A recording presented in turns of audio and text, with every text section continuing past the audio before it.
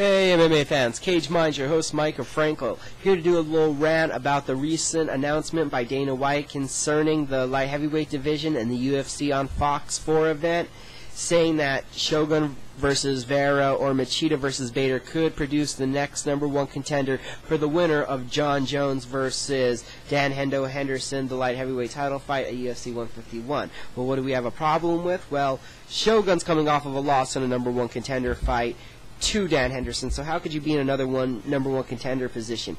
Brandon Vera is 1-2 and 1 no contest in his last 4 fights. How can you be in the position to be a #1 contender? Lyoto Machida is coming off of being 1-3, only beating Couture, having losses to Jon Jones at 140 with a title shot, getting choked out, losing the Rampage in a decision, and also being stopped by Shogun Huna. So how could Machida still be considered a top contender when you went 1-3 in your last 4 fights? Ryan Bader 2-2 in his last 4 fights. Got choked out by Jon Jones. Tito Ortiz bounces back to beat Jason Brills and Rampage Jackson, but you need to do more than that, considering Jones has destroyed all 4 of these men, and 3 of them, Shogun, Machida, and Ryan Bader, in 2011. There are no reason for any rematches of these, and Jones has shown his dominance. So the only predicament could be is that Fox wants big fights that have meaning, like #1 contender fights or title fights, and because the event is UFC on Fox 4,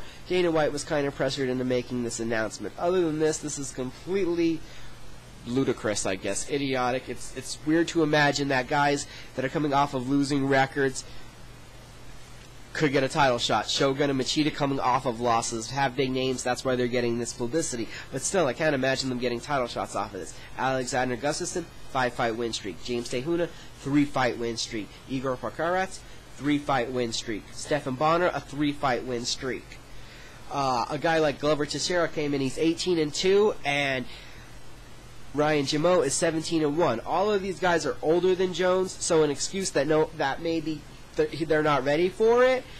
Gustafsson and Jones are not that far apart in age. Being ready for it, you just need to step in there right now, and we need to make the best fight possible, not just the most economical fight that could sell pay-per-views, because if you're a true fan, you know that some of these guys are coming off of losses, and it just doesn't make sense. Also, things that don't make sense is that the UFC light heavyweight division, you look at their website, it may be, just a memorial thing, but names like Matt Hamill, Chuck Liddell, Tito Ortiz, and Randy Couture are still in the active roster for the weight class, and that just also, once you take away those names, you just see that there's a lack of depth, and they really need to work on it. Stuff like Stanislav Nedkov having visa issues, not being able to come over. The UFC needs to do more to grow this light heavyweight division, as it's top heavy right now, and they're not giving the under guys a fair chance. And with the announcement, like I said, this was just crazy.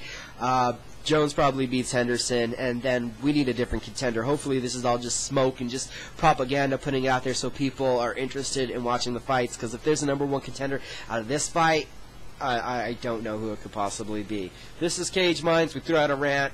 Leave us a comment, like the channel, subscribe to the videos. Thanks for watching.